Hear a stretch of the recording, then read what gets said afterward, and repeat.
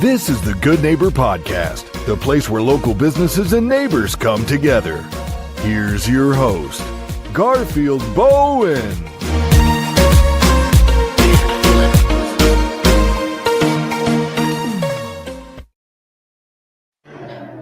Welcome to the Good Neighbor Podcast. Are you in need of a financial coach? Well, one may be closer than you think. Today I have the pleasure of introducing your good neighbor, Carrie Friedberg. Carrie, how you doing today? I'm fantastic. Thank you so much for having me. Listen, we're excited to learn all about you and your business. Tell us about your company. Well, I am a holistic financial coach, so I work with individuals, couples, and multi-generational families around aligning their values with their spending, saving, and earning. And I've been in practice for about 15 years. It's interesting. I never heard the word holistic and financial coach. It seemed like polar opposites.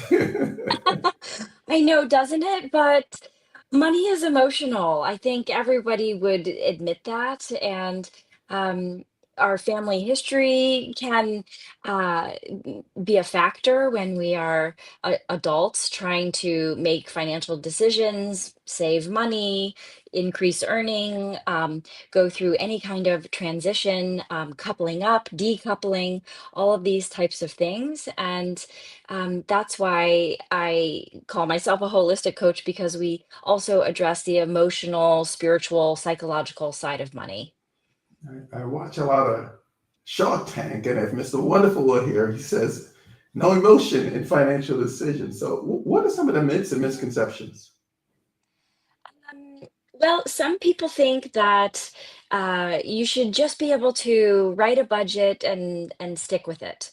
And I was told that many, many times by family members and other people when I was struggling with money.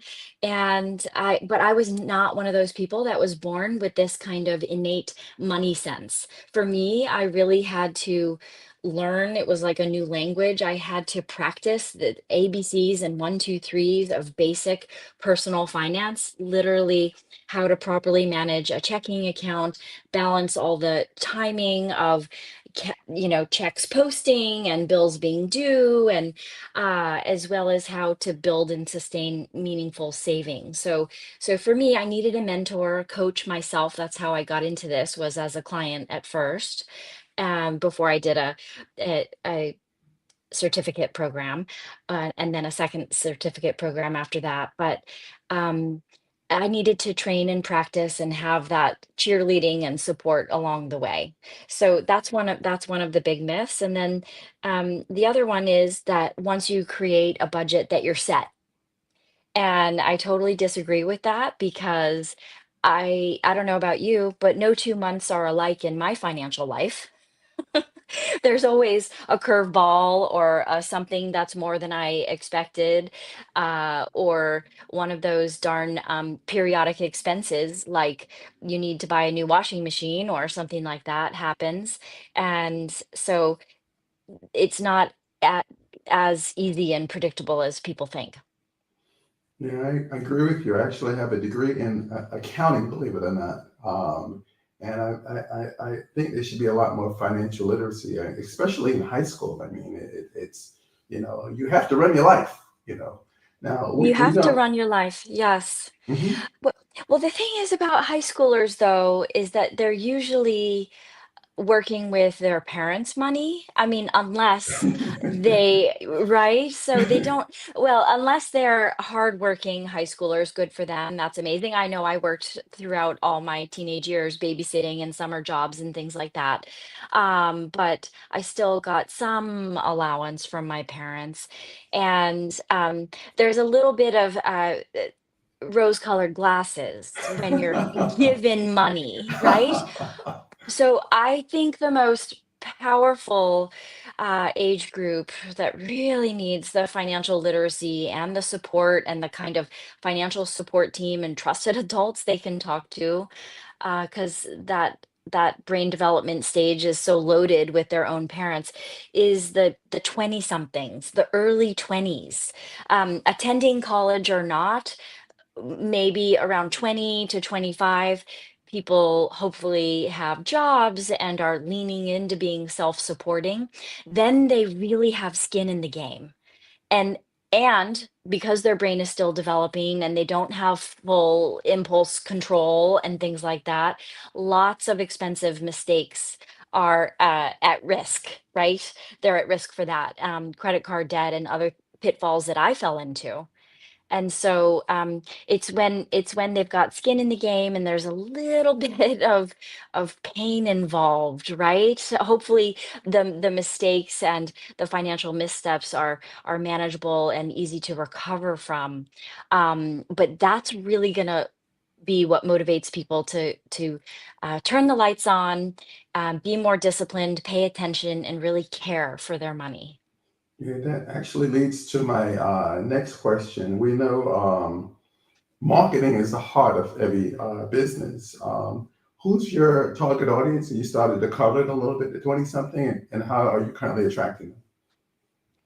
Well, my website has been blessed with very good SEO, search engine optimization.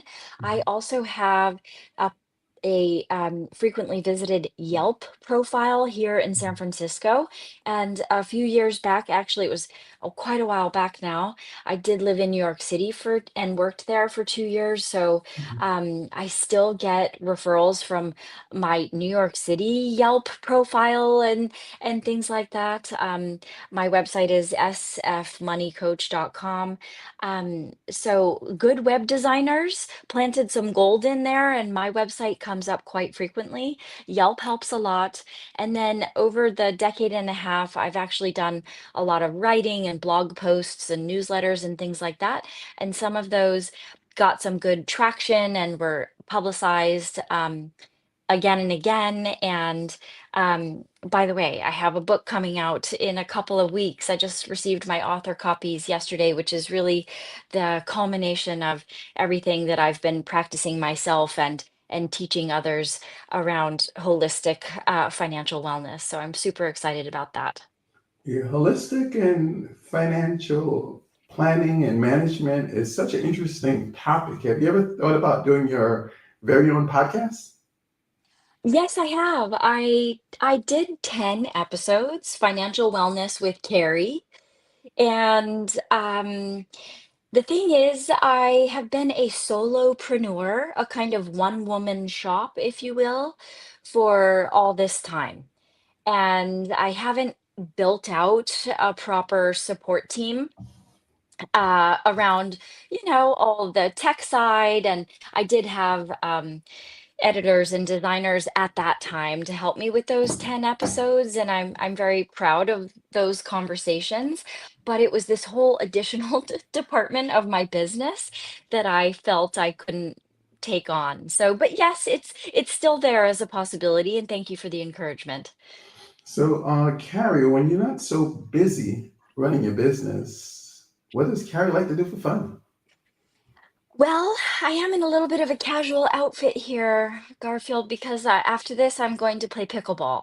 Um, I took the week off. It's Thanksgiving week, and I am totally obsessed with pickleball, and that's been an offshoot of a 45-year tennis career.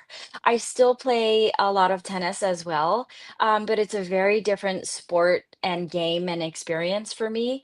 I love pickleball because it's pretty much hit, hit, giggle. There's a lot of laughter. Points are quick, games are short, and you mix it up and play with different partners and different opponents.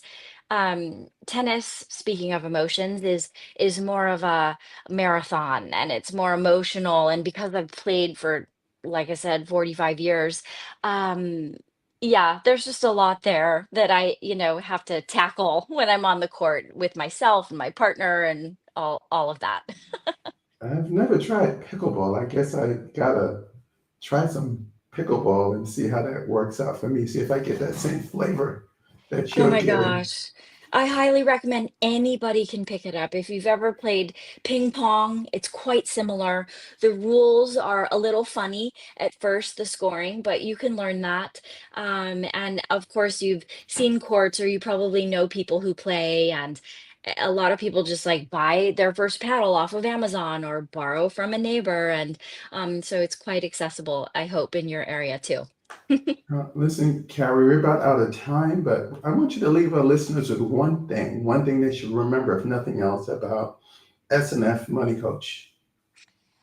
Well, um, I am living proof that all you need to know is fifth grade math in order to master personal finance. So, while it can feel a bit difficult and overwhelming at first to establish a new system or get into healthy financial habits, everything is figure outable. And if I can do it, you can do it. And I wish everyone all the best. Our listeners are still wrapping their head around holistic and financial management or coaching. Um, and they have one word on their lips now, and that's how. How can we get more information on S&F Money Coach? Well, go to my website, sfmoneycoach.com. Also, my book is coming out any day. It's At Peace with Money, and it's sold on Amazon and Barnes and Noble. And I also have a lot of giveaways and freebies. All of my podcast interviews are interesting and they're filled with good practical content. And those are on my YouTube channel. You can look up my name, Carrie Friedberg. And I just I encourage people to reach out, and if I can't help them, I'm more than happy to make introductions to other people they may need and resonate with to build out one's financial support team so that people can flourish and be prosperous and feel really happy and confident in their financial lives. Well, Carrie, we really appreciate you having on the show. We wish you and your business the very best moving forward. Thank you so much, Garfield. Goodbye.